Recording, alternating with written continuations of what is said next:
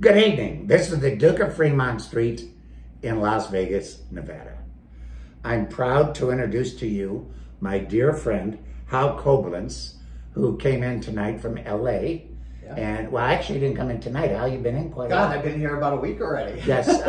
Hal is a professional poker player, among other things, and a very, very dear friend of mine. And we decided to do the video together this evening because Hal also has a YouTube channel. Absolutely. And what is it, Hal? That's the Open-Ended Poker Show, where we just talk about poker all the time. I like it. I like it. For your information, Hal is actually in all three of my books. This is Hal right here. That's Hal Goldstein. Yes. So, because we changed the names to protect the innocent and the guilty. So, but anyway, as always, before starting this video, I would like to welcome you to my channel. And thank you so much for viewing. Here's to you, Hal. Salute. You as well. Salute. Magnificent. Amazing. So, Hal, you've been in town all week. Been here all week now. And if I'm not mistaken, you've probably played a couple of hands of poker. You know, the reason why I'm here early with you, Duke, is because I got knocked out of a tournament today. No, but, not you. It not happens. You. Happens to all Let of me us. say this. I've played poker now since about 1969, 68, somewhere in there. And Hal is one of the most extraordinary, exceptional poker players I've ever played against. We actually met in a poker game. We did. And we had an instant connection. We enjoyed each other's company, and I don't think either one of us ever took money from either one. No. Well, I couldn't do that to you. But and he could do that to me. It's 11 years now, our anniversary. Wow, it's unbelievable. It's amazing. Well, I'm thrilled to be here. Oh, no, it's my pleasure. Welcome to my home. But Hal has been, like I said, he's been a very active poker player for a decade plus, I assume. Sure. And he just finished the World Series, Finished last month. And didn't you cash in a few of those? I did have a couple cashes, yeah. Oh, at the series itself, and then a couple more at some of the other events as well. That's fantastic. It was a good summer or fall. Everything changed because of COVID this year. Right. Well, it's ironic because I moved to the Las Vegas area, a couple decades ago I was a Mississippi Riverboat gambler, moved here to play poker. Right. And really have barely played a hand in the last 2 years because of the plague. I just don't feel like, you know. You gotta be safe, dude. Yeah, well, not only that, it's just how are you going to read a player with a mask on? Right. Forget it. So there's a lot of ways it can be done. Well, you can do that. I can You're very tell talented. you. But anyway, you know, after the series now with this money, I need to invest. Well, Hal, you've picked the right guy to come to. As you know, I'm a silver advocate, precious metal advocate, and I believe it's a great way to lock up and store your wealth. So you acquire the wealth and you maintain the wealth and you preserve your wealth. In Vegas, if you have loose dollars, they don't last very long. So once they're converted over into the precious metals, it's a much more difficult to run through that money. If worst case scenario, it will be either a mad money or an emergency money. Sure. So I highly recommend that you do get involved with this, Hal, and not necessarily from me, but from my point of view. You're a young man. This would be a great protection for you. Sure. Why not bet that things are going to go bad and hope that you're wrong? Right. And even if you're wrong, you're still ahead of the game. So, what would you like to ask about it, Hal? You know, I've dabbled in the stock market. Right. Dabbled in Bitcoin and all those kind of currencies, and now it's time to invest in something tangible, like you're saying. So, where do I start, Duke, is the ultimate question. You know, I'm looking at just these few things here, and you know, I see this one. You know, I have no idea what this one is. Of course, this is a Duke coin. Yes, you know what that is. Then,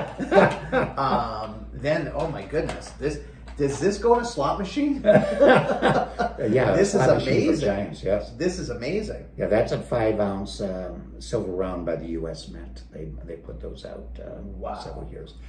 And then there's... Oh yeah, the old 90%, the constitutional money, as we say. So 1942. Yeah, this was meant, these are actually all Walking Liberty has, and they were minted during the war years, after and prior.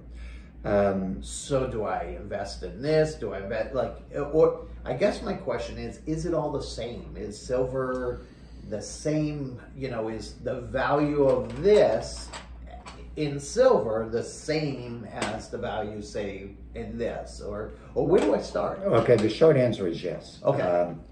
What the best thing I could suggest for you or anyone that wants to get involved with the precious metals is to gain knowledge. Okay. And you can do that on the internet, you can do that at the library, you can buy books. The more knowledgeable you are, the more comfortable you'll be with your investment. Secondly, I advise you to only deal with people that you feel comfortable with. You're as good as the man or woman that you deal with.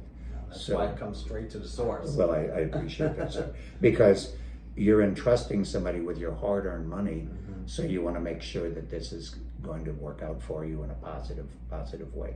As far as your personal investment, that's going to be entirely up to you. Some people gravitate towards the old constitutional money. Some people like the silver rounds, the silver bars, the American Eagles, the sovereign nation stuff. A lot of that depends on your personal taste. Okay. But all of the above is on the right side of the bet. And we can also venture into gold. Gold is also very good. I think currently that silver is a much better play. So I think you have a much more upside potential with the silver.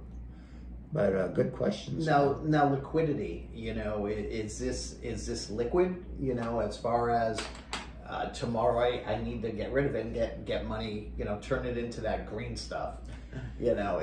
That's a great question. Or am I tied up in it? How long am I tied up in it? How's that work? It's very liquid.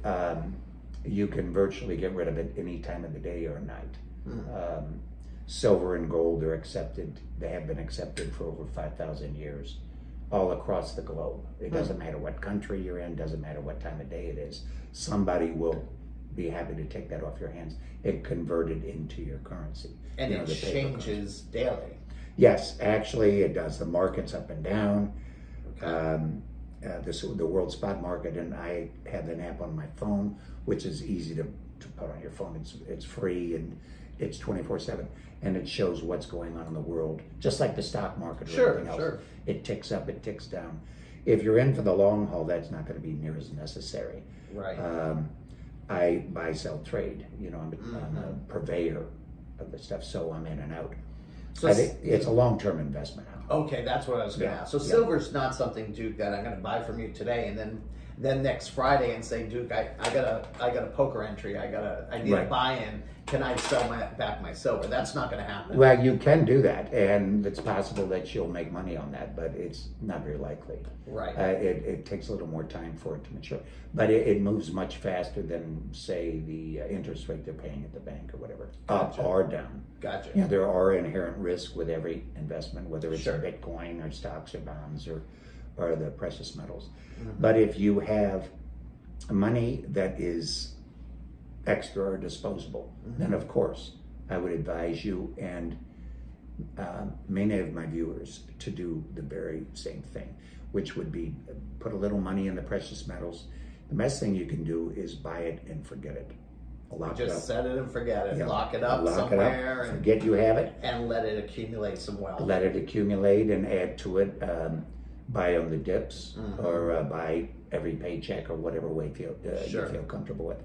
And then confidentiality. If you're dealing with me or anyone like me, make sure it's confidential transaction. People don't really need to know your business. They don't need to know what you have and so forth and so on. So is this, you know, as far as starting out, what size should I get? You know, I know you had said there's ounces and this one's a 5 ounce. Sure. You know, obviously the value is the same, equivalently. Right. What is, for someone like me, should I start with ounces? Should I start with 5 ounces? Well, either one would be fine. Anything below an ounce, you're going to pay a higher premium. Oh, what's that? So, you know, it's just because they're more exchangeable. Gotcha. But I would stick probably with a 1 ounce generic round, something like this, or this happens to be a beautiful 5 ounce. That's piece. beautiful. This is more the 5 ounces that people use, just the square bars, or the 10 ounce. I wouldn't recommend at first anyway going above 10 ounce pieces, because it's like a pyramid. Right. And all the money's down here and all the people are down here. The larger the unit, the less people are there. Right. And you want liquidity. Now, you want liquidity.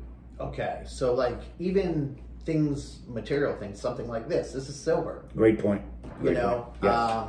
This is a beautiful piece of silver here. Yes, yes. So yes. It's still, the value is there, correct? Oh yes, it still has the underlying silver instrument. And it's beautiful. The beauty speaks for itself.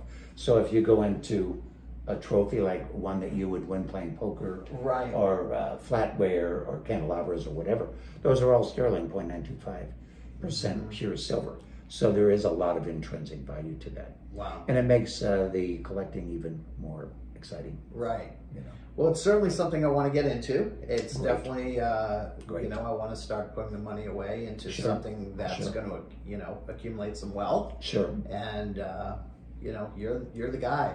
I appreciate it. I appreciate it. Absolutely. Listen, folks, we've taken enough of your time this evening, but I wanted to introduce my friend Hal here, since he is in town, and we have to toast to you one more time. To you, Hal. You as well, dude. And listen, if you're all in Vegas, feel free to give me a call before you come, and perhaps we'll get together and have a toast. So long. Take care.